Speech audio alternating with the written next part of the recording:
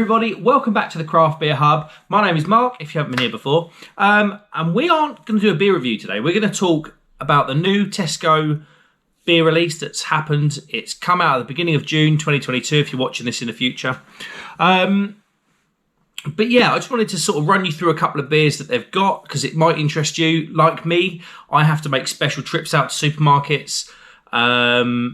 We'll have to make a conscious effort. I don't live near a supermarket, so if I want to go to Tesco's or Morrison's or whatever like that, it's a 45-minute one-way journey. It's a bit of a drama. So if you, probably for the benefit of more the people that don't live near supermarkets and they might fancy a trip out for these beers, I'm just letting you know what's on the shelves. First thing I probably should say is that this isn't the entire craft beer selection. There were a couple. I will explain why I haven't bought those and what have you. And I believe there were some traditional ale releases as well into Tesco's, but this is the craft beer hub. We'll stick to the craft beer for now. Right then, let's get started. We'll have a little sort of 2-minute chat about each beer and we'll see how we get on. I picked 7 beers, so 7 single cans. So that obviously tells you straight away I didn't pick any of the boxes up because there's a couple of new boxes in there. But we'll talk about those in a bit. But yeah, I picked 7 of probably what perked my interest the most as a consumer standing in front of the shelf. First things first, where shall we go? We'll start off with a beer that on the face of it, you've got to look hard for this one. On the face of it, has been in supermarket before. It's nothing new, but there is something new. This beer is South by Staggeringly Good, brewed by Numbers and Yonder Brewing. They did release, there's a bit of a story behind this beer, and kind of I don't know what happened. I don't know why they've changed it, but I'll go into that now. When South was originally released, it was released with the North version of this beer. I believe the North version was brewed by, Northern Monk. I know Northern Monk definitely had a hand in it. I can't remember who else brewed it now. Get in the comments and remind me. It was a very good beer. It was a 7% double dry hopped IPA, I believe. Black and white can. That was the North version. Then the South came in with the same brewers, Staggeringly Good, brewed by Numbers and Yonder. And they came in with a Pavlova sour. Was it a raspberry Pavlova sour? I can't remember, but it was a Pavlova sour anyway. And it was a black and white can. Then all of a sudden, that black and white can changed to a coloured can. It was more of a pinky countryside scene, I believe. I believe. And basically what happened was, I think the brewers who were involved weren't happy with the beer. I think they recalled it off. I saw a Twitter post. I believe it was by Yonder. Basically, words to the effect of, we're not happy with how the beer came out. We're going to do a totally new beer, the same style of beer, but a totally new brew, renewed a couple of things, and they put it in the coloured can to distinguish between the two different styles. So currently the North version of this beer, or the kind of the beer this was battling with, that's still in the black and white can. That's still available on the shelf as far as I know. That's not changed. Whereas South, this is the 3rd version of South. So they released the other version of South. I didn't have the new version. I thought the first version was all right. For a supermarket sour, was pretty good. All right. So I didn't have the second version. And then I saw this, and it perked my interest because I saw the colours were different. I think the other one was a bit more yellow and a bit more pink. And I noticed this. And this is a double dry hopped IPA at 7%.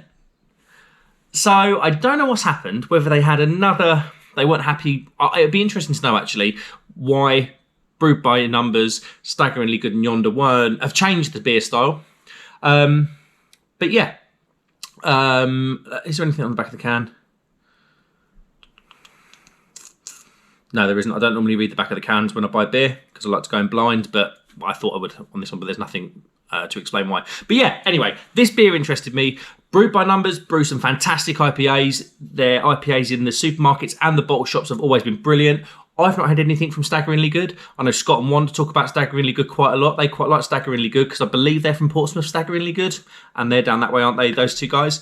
And Yonder, I've had a shed load of sours from Yonder. I had a modern... Was it a what do they call it? A modern British pale and then a mixed fermentation, modern British bitter and a mixed fermentation pale. They were fantastic beers, every single one from Yonder. So I'm hoping this is decent. Yeah, bit of a long-winded thing, but yeah, bit of a long story as how to how this beer has become the double dry hopped IPA version of South. Okay, second beer. Where shall we go? We'll do this one.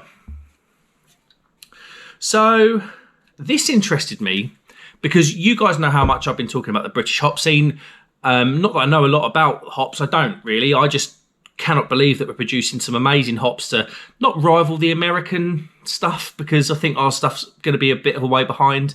But a lot more brewers are opting to use British hops. I mean, go to your local brewery. If you're watching this and you've been to your local tap room or whatever, they probably would have done a British hopped pale. They seem to be the thing at the moment. Hops like Jester, Harlequin, Olicana, hops like that are really coming into brewing in a big way. So I was interested in this. This beer is called 50/50. They've made a big deal about the British hop thing. That's why I was interested in it. The beer is called 50/50. It's a 5.5% IPA. On the back, it says US and UK hop blend. And on the front, as you can see, Citra is obviously from the US and Olicana is from the UK. I'm interested in this because, yeah, I know Buxton did do the Brit hop beer, but this is putting a British hop next to a well-known American hop and saying, look, we're pairing these together. This beer's a serious thing. So, yeah, excited for this. Next, we'll do the North Brewing Double IPA. So, North Brewing, they had that, what was that IPA called? It's an Asda. I believe it was double IPA in the green can. It was a very similar design to this, but this bit was green and it was white and red. And it was a banger. Oh, I can't remember the name of it. It was an Asda about a year ago, I think it came out. Really enjoyed that from North. Really enjoyed that. And then their latest release that went into, was it Morrison's? It was called Future Skies, I believe. It was brewed with Full Circle. That was really disappointing. North, I think, are one of the best prolific supermarket breweries. But yeah, Future Skies, I thought was well short of their high standards, and I'm hoping that this is a return to form. It's an 8.5% double IPA called Ultra Phase. All these beers were around the £3 to £3.54 mark. I didn't get the receipt because it was a self-service machine, and I always leave them. But yeah, really hoping this is a return to form for North. Go away, is a flying here. The next one, right. Magic Rock. Now, I know they've become a bit of a brewery to avoid by craft beer drinkers recently. But after trying some of their beers at Brew London, namely, it was a bourbon barrel-aged imperial stout. I know that's going to be very different to this beer, but it did remind me that Magic Rock can still make some amazing beer. It was actually refreshing. We were John from Lord's. His stall was about 5 stalls up from Magic Rock, so we found ourselves there quite a lot. And I know John doesn't like me mentioning the name Magic Rock, or he just jokes about it. But yeah, it was trying those Magic Rock beers. It was eye-opening because it was like, wow, these guys can still do it, and they were really good. And I thought this was well worth a go. This is a New England IPA called Stiggy Pop. It's 7.3%. And I thought this might be worth a try because it's not one of those high wire tropical hot shot, high wire, whatever they do. It was just, on the face of it, I haven't looked at the ingredients and I won't look at the ingredients, but on the face of it, it looked like a Magic Rock beer without adjuncts in it. So I'm all for that. So I'm quite excited for that. Hopefully it's a return to form for Magic Rock. Could it be? Could it be? I hope so. The next one, this interested me because one thing really, Beavertown. I know they're owned by Heineken and all the rest of it, blah, blah, blah, blah. But Beavertown, if I go into a pub and the worst thing they've got on is a bit of neck oil, I'm happy. I really am happy. Their was it called High Gravity? The Sainsbury's beer they had, was it High Gravity, I think it was called? IPA, I believe it was. I wasn't that bothered about it.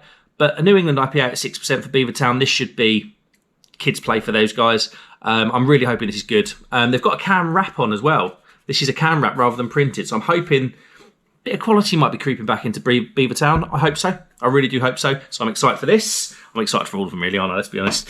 The second one, I'll leave the one that I'm most excited for last. The second Buxton beer that I'm really excited for is an IPA called Phoenix. This is a 6% IPA.